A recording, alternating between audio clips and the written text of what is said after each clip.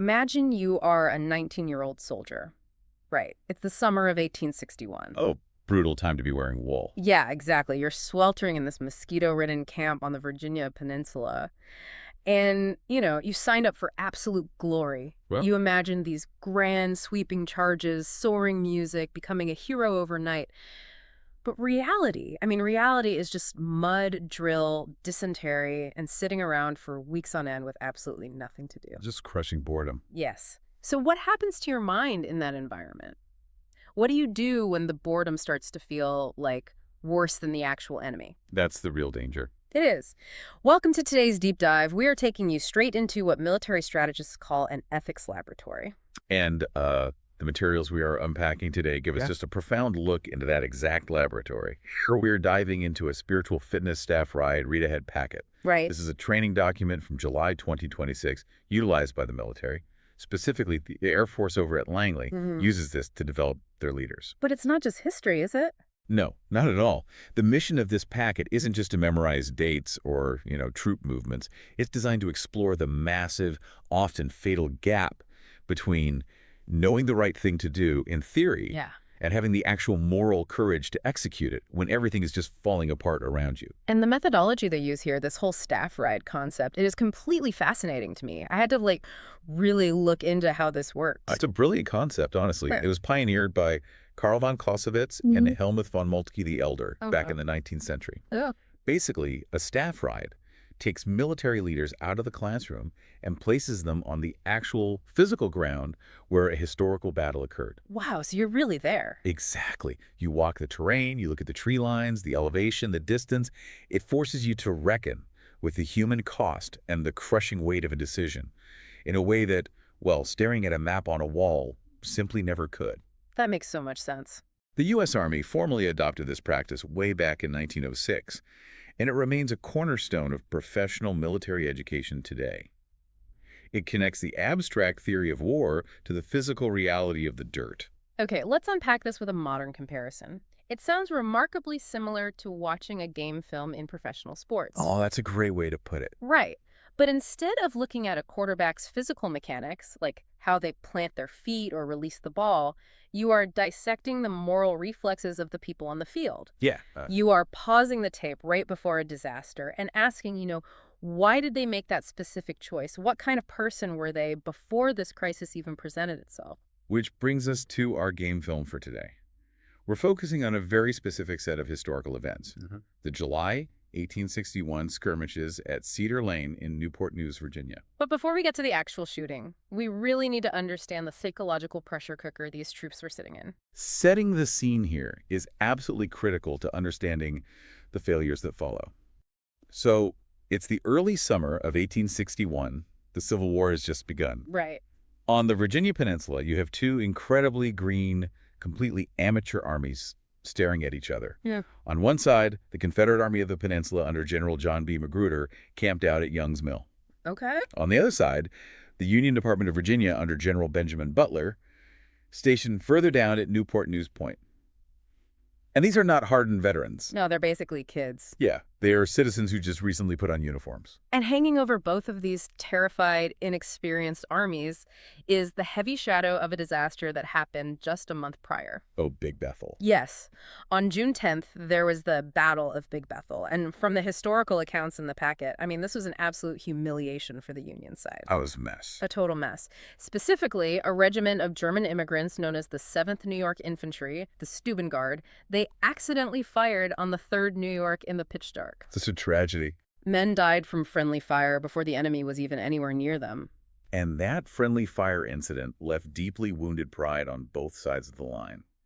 The Union soldiers were just stunned by their own clumsy, amateurish performance. Well, the Confederates felt prematurely emboldened, right? Exactly.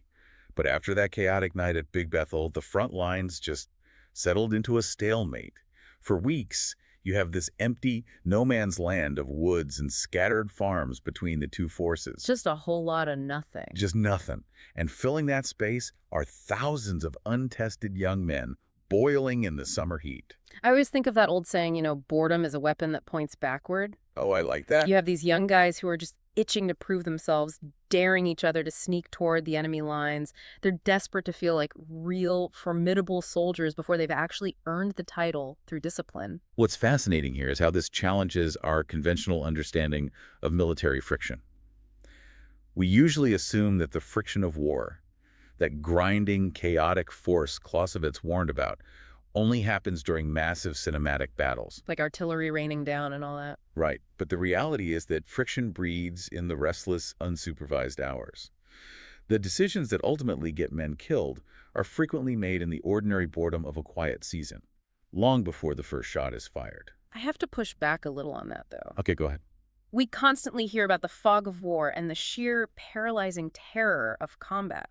From a psychological standpoint, isn't fear a much bigger threat to military discipline than just being bored? Like, boredom seems totally harmless by comparison. Well, fear is acute, right? Yeah. But boredom acts like unexploded ordnance buried under a camp. Wow. Okay. When fear hits, it usually makes people freeze, run, or fall back on whatever muscle memory they have. Boredom, on the other hand, makes people inventive in the worst possible ways. So they start making up problems. Exactly. It makes them actively seek out stimulation, often by manufacturing a crisis that did not need to exist in the first place. Boredom unspools a unit's discipline quietly, thread by thread.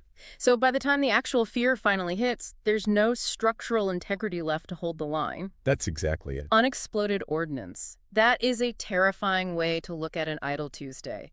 And this restless desire to invent a crisis sets the stage perfectly for the first tragic event in our staff ride packet. It really is. It's a skirmish driven entirely by a charismatic leader who simply couldn't stand the waiting anymore.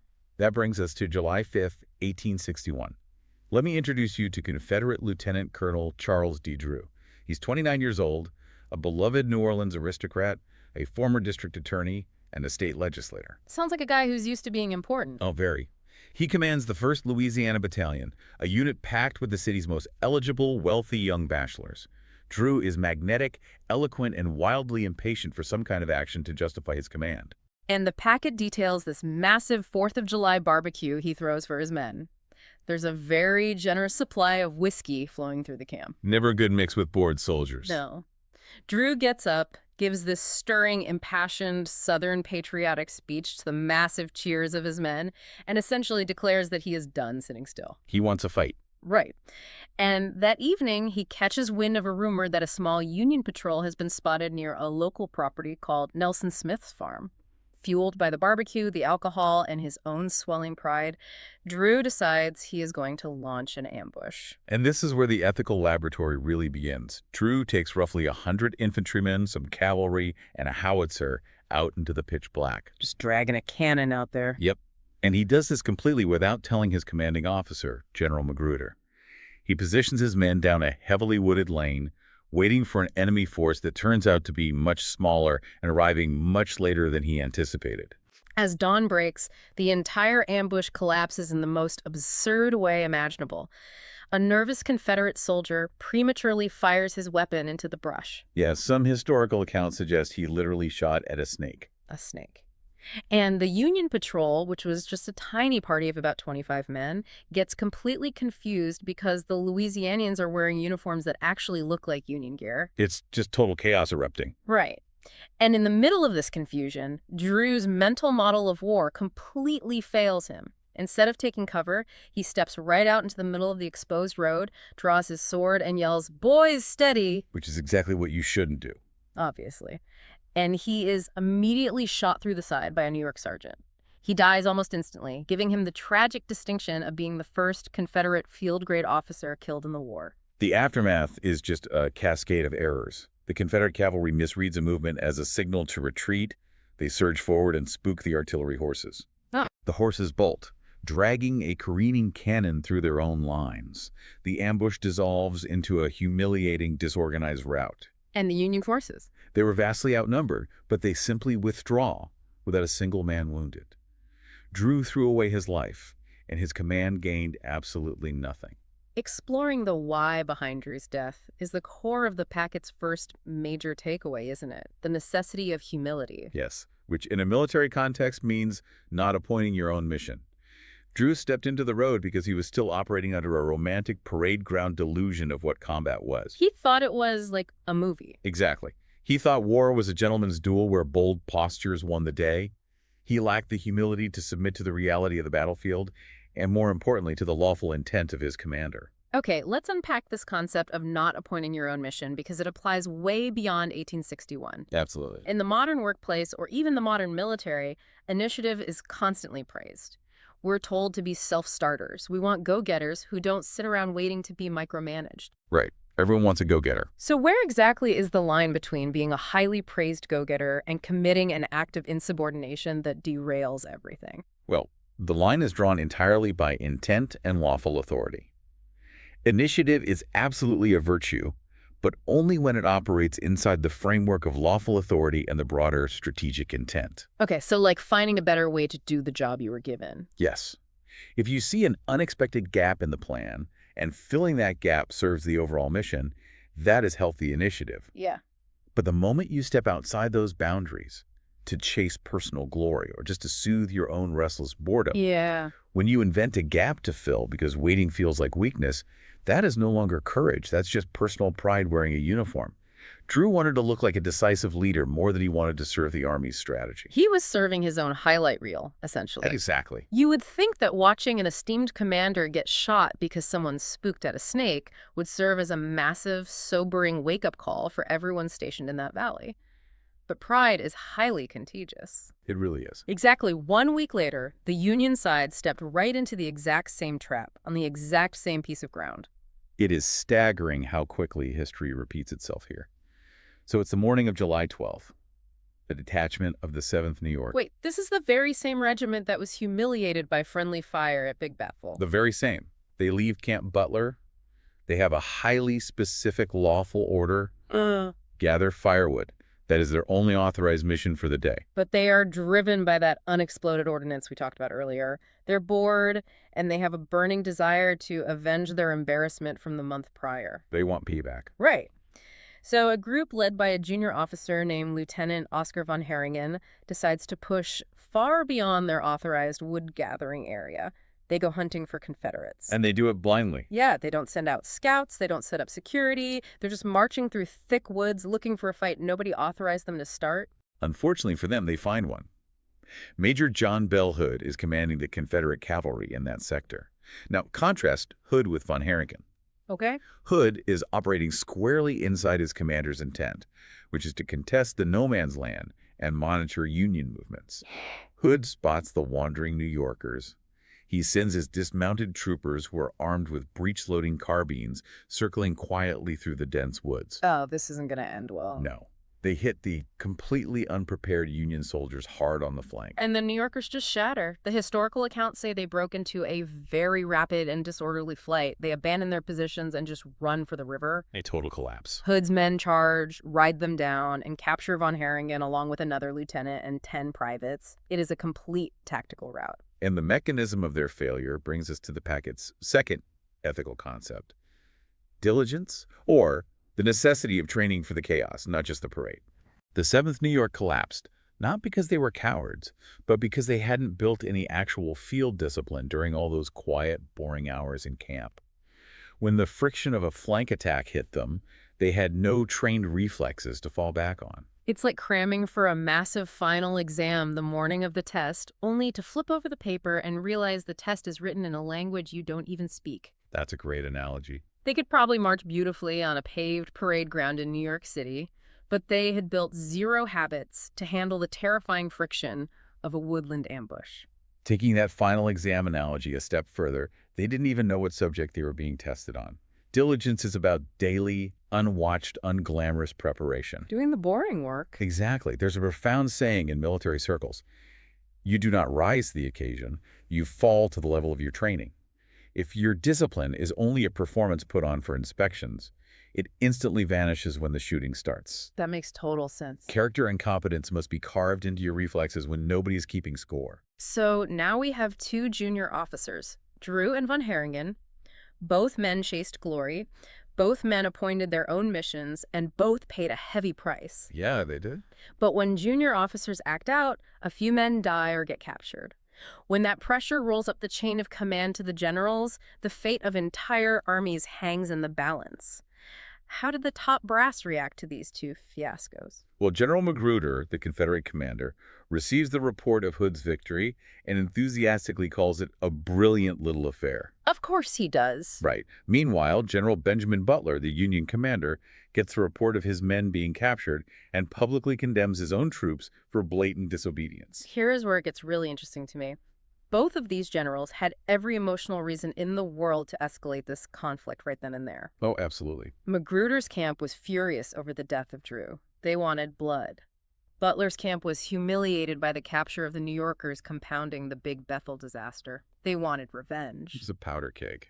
But both generals simply absorbed the events and flat out refused to throw their green, unprepared armies into a larger general battle. They exercised the third vital concept from the ethics laboratory: temperance.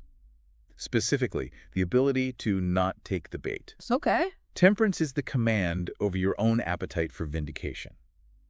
For a senior leader, the absolute hardest job is often declining the fight that their stung pride is screaming for them to take. Let me play devil's advocate for a second, though. Go for it. If your troops are out there getting attacked, captured, or killed, doesn't restraint just look like weakness to the enemy? And doesn't it demoralize your own men? How does a leader know they're exercising virtuous temperance and not just being passive and abdicating their responsibility to protect their people? If we connect this to the bigger picture, the answer lies in evaluating the strategic value of the fight versus the emotional payoff. Did fighting a pitched battle in that random woodlot advance either army's broader strategic goals for winning the war? No, probably not. Not at all. It would have only served to soothe their egos. If you want to see the ultimate danger of letting ego and unchecked aggression drive strategy, look at the Confederate major who won that skirmish, John Bell Hood. Oh, this is a fascinating historical thread in the reading. Hood's story is tragic. It really is, and it serves as a massive warning. Hood's raw aggression was highly effective at Cedar Lane, and he was praised for it. But it became an ungoverned habit. He fundamentally did not know how to turn it off. And it caught up to him. Later in the war, Hood lost the use of his left arm at Gettysburg, and his right leg was shattered and amputated after Chickamauga. Most commanders would have to retire. Right, you'd think so. Not Hood. He strapped himself to his saddle, prosthetic leg fixed in the stirrup, took command of the entire Army of Tennessee, and let his absolute inability to show restraint destroy that army at the battles of Franklin and Nashville. Wait, strapped to his saddle? Yeah. He launched massive frontal assaults against entrenched positions when any rational commander would have held back. Aggression is a tool. When it becomes a substitute for judgment, it becomes a fatal vulnerability. He literally rode his entire army into the ground because he couldn't exercise temperance. That is chilling. Very much so. But this historical framework of restraint versus pride isn't just a 19th century history lesson, though. The staff ride packet makes a hard pivot from the Civil War to the hyper-accelerated conflicts of the 21st century, bringing these exact same concepts into the modern era. Right. The packet transitions to what the modern Air Force defines as spiritual fitness. In the military framework of comprehensive airman fitness, which includes physical, mental, and social pillars. Okay. Spiritual fitness is viewed as the integrating core. It's formally defined as the developed capacity to act on what is right, even when it is costly. And the urgency of building the spiritual fitness is intense today. I mean, we aren't fighting with muskets where generals have hours or days to maneuver and ponder their moral choices over a cup of coffee. Note, the timeline is completely compressed. Exactly. The packet outlines how AI-driven systems, persistent global surveillance, and autonomous weapons have compressed the decision timeline down to literally seconds. You absolutely do not have time to figure out your moral compass in the moment of crisis. You have to be prepared in advance. Right. You have to be what the doctrine calls a human anchor beforehand. A human anchor is a leader who has developed enough character to hold their command authority steady when the technology around them moves faster than human conscience can naturally follow. It's a great term. To illustrate how this works in practice, the staff ride packet includes a fictional short story set in the near future, the year 2026. The story is called The Rattle. It is an incredibly tense piece of fiction. It focuses on a tiny, remote military outpost called the Shelf, located in the first island chain in the Pacific. It's barely a base, just a fuel bladder, some camouflage netting, and a deeply isolated 11-man team. Very tense environment.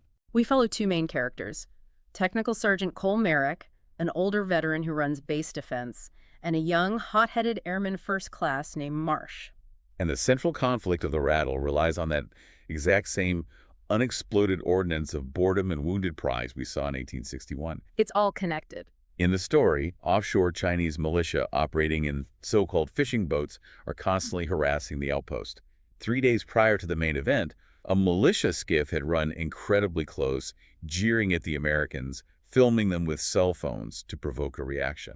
Yeah, and Airman Marsh is furious that their strict rules of engagement forced them to just stand there and take the humiliation. He is carrying that shame like a rock in his shoe.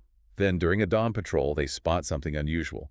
Down in the scrub near the tree line, an area they have strict, explicit orders never to enter, the militia has left a blinking gray beacon. Just sitting there. It's just sitting there, totally exposed. Marsh immediately wants to break protocol, cross the line, and grab it, rationalizing that it will give them vital intelligence. It is basically a geopolitical clickbait article, like a shiny object designed entirely to make you angry or curious enough to click it and do something stupid while the cameras are rolling. But Sergeant Merrick sees right through the trap. He tells his young airman, "It's a wallet on the sidewalk, and there's a man around the corner waiting to see who bends down for it." Oh, that's such a good line. Merrick recognizes the rattle. The adversary is rattling antlers to make the young, proud buck charge out of the safety of the tree line. But a few moments later, their radio communications get jammed. Oh. In that split second of isolation, Marsh's wounded pride takes over. He disobeys his orders and slips forward toward the blinking beacon. He appoints his own mission. It is exactly what Drew did in 1861, and instantly the ambush is sprung. A recon team hidden in the scrub opens fire. This was never about the beacon. It was a carefully laid trap. And this is where the concept of diligence, training for the chaos, saves their lives. Unlike the 7th New York, who shattered under pressure, Sergeant Merrick's team does not scatter. Because they trained for it. Right. During all those dull, boring, sweltering hours on that isolated island, Merrick had forced his team to run break contact drills hundreds of times to the point where they actively resented him for it. Now, those unwatched hours pay off. That's amazing. The team executes a flawless, coordinated withdrawal under heavy fire, throwing smoke, bounding back, and dragging Marsh to safety without losing a single person. But the real climax of the story relies on temperance. They get back behind cover, the radio jamming lifts, and Merrick has this overwhelming, visceral urge to call down massive artillery or air support on the tree line to wipe out the ambushers. He wants payback, too. His blood is screaming for payback for them almost killing his guy. Yeah. But command radios him with a strict order: do not pursue, do not engage, break contact. In that moment, Merrick realizes what the adversary's actual objective was. They didn't want to capture the tiny island. They wanted the footage. Just the cell phone video. Exactly. They wanted to manufacture an international incident. They were desperate for grainy camera fang clips, showing American forces wildly firing heavy weapons into unarmed fishing boats to broadcast to the world that the U.S. is a reckless, unhinged aggressor. Merrick exercises temperance and refuses to take the bait. He realizes that the whole war is the discipline not to answer. He owns the tempo of the engagement. His pride does not. That's a really powerful realization. Whether we are talking about an 1861 wood-gathering detail in Virginia or a 2026 Pacific Island outpost, the core lesson of the ethics laboratory remains identical. The greatest battles are fought against our own egos long before the enemy ever fires a single shot. You have to conquer your own impulses before you can effectively confront an adversary. That is the essence of spiritual fitness. So what does this all mean for you listening right now? The three major takeaways from this staff ride are clear. First, humility. Don't appoint your own mission. Keep your initiative inside the framework of lawful intent. Don't chase personal glory just to feed your own ego. Second, diligence. Train for the chaos, not the parade. Build your competence in the boring, unwatched hours so your reflexes hold firm when the friction of reality hits you. And third, temperance. Don't take the bait. Refuse to let your wounded pride or anger dictate your strategic actions. And these apply to everyone, really. The true beauty of these concepts is that they apply everywhere.